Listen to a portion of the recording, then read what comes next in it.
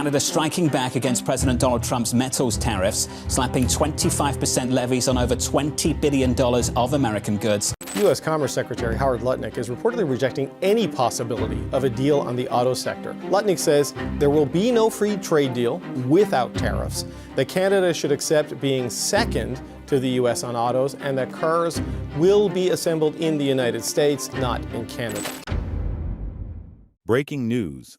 October 18, 2025, China's trade measures against Canada have shut the door on a market worth approximately $5 billion Canadian dollars to prairie farmers after Beijing imposed a preliminary 75.8% anti-dumping duty on Canadian canola seed in August. On the industry front, Stellantis is shifting Jeep Compass production from Brampton, Ontario to Illinois as part of a $13 billion expansion in the U.S., adding 5,000 jobs stateside, a move Ontario's premier calls a massive threat to Canadian workers. Please help us reach 1,000 subscribers and complete today's 500-like challenge. Your comment might get pinned in our next report. Subscribe for daily verified updates. Global Affairs Canada confirmed 75.8% preliminary duties on canola seed, effective August 14, 2025.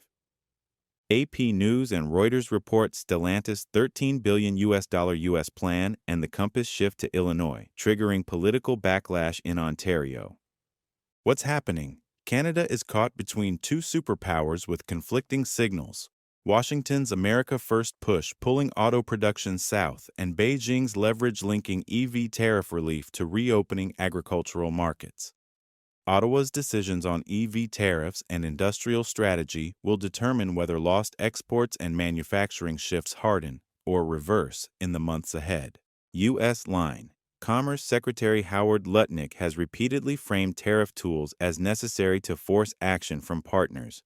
Earlier this year, he warned Canada and Mexico would face tariffs coming Tuesday, with the 25% level set by the president. Canadian reaction.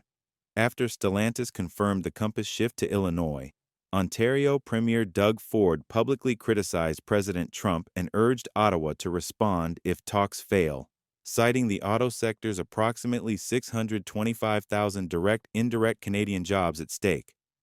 Why it matters. These are not routine policy notes. They are market-moving signals to investors, automakers, and suppliers on where North American industrial capacity will sit over the next decade. Meanwhile, across the Pacific, in parallel with canola duties, Beijing has tied relief to Canada's stance on EV tariffs. Canada matched the U.S. in 2024 with a 100% tariff on Chinese EVs and 25% on Chinese steel and aluminum, moves that China has countered across agri-goods.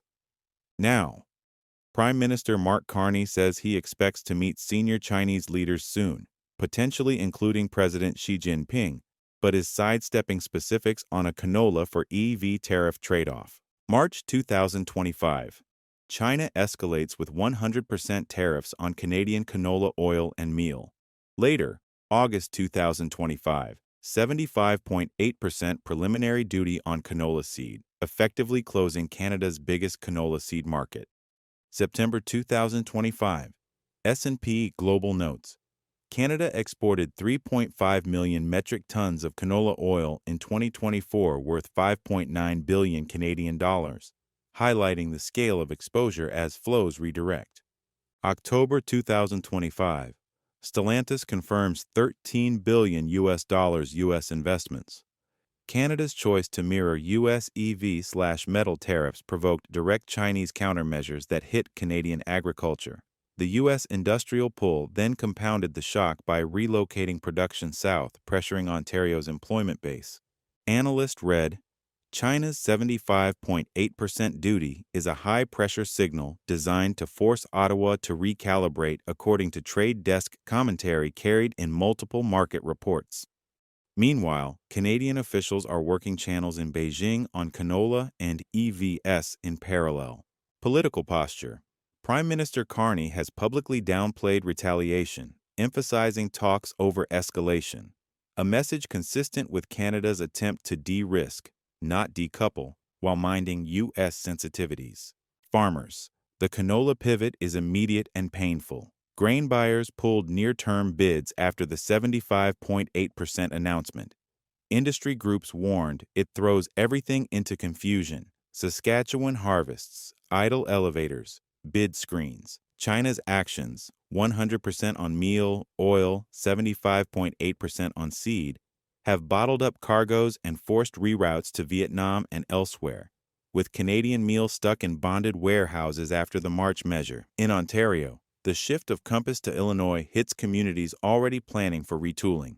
$13 billion US plan, 5,000 US jobs, 625,000 Canadian jobs, direct plus indirect, in the auto parts ecosystem at risk from a cascading effect.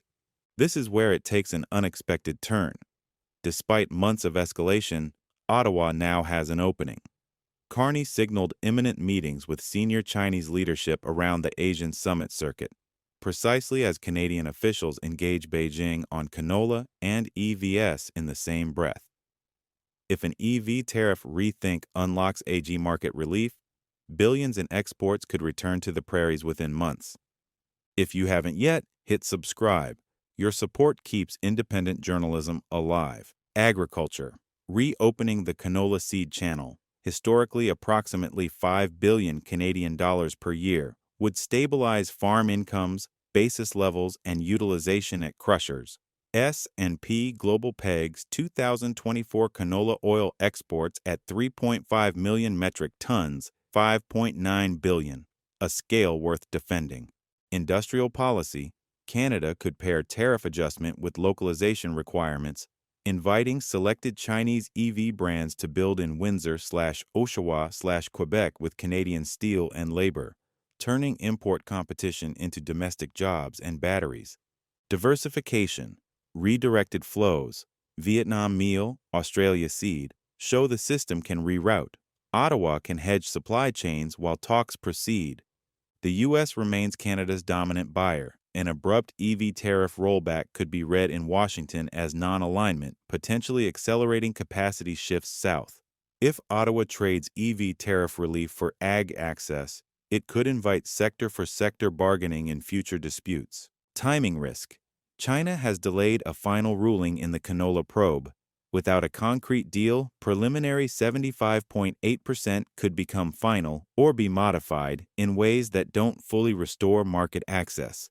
This is a sovereignty test more than a tariff fight. For decades, Ottawa shadowed Washington on trade norms. In a world of tariff-heavy industrial policy and security-driven supply chains, middle powers must design their own levers or be moved by others. The question, does Canada want to keep absorbing shocks to show loyalty or set rules that protect its farmers and its factories? Resilience signal. Domestic substitution can soften blows. During the latest tariff wave, buy local moments in food and beverage showed how quickly consumer behavior can pivot, boosting local producers. For autos, the analog is localizing EV value chains, cells, packs, assembly, instead of only defending old capacity. The Stellantis episode shows the cost of waiting. The next win comes from making. Canada faces a binary-looking choice that can be reshaped into a balanced strategy. Targeted EV tariff adjustments tied to domestic manufacturing commitments, plus a hard push to lift canola penalties. The numbers are real, 75.8% on seed, 100% on EVs and canola oil meal. A U.S. auto shift of $13 billion US dollars and approximately 5 to 6 billion Canadian dollars in canola exposure. The stakes touch prairie farms and Ontario plants alike. Carney's Asia Summit sidelines with Chinese leadership, any EV tariff language from Ottawa, and fresh guidance from Stellantis on Brampton's future. Our next report. Chinese EV brands scouting North American sites and what that could mean for Windsor, Oshawa, and Quebec. What's the smarter play? Drop EV tariffs for canola, or hold the line and double down on local EV manufacturing? Comment below. We pin the best takes.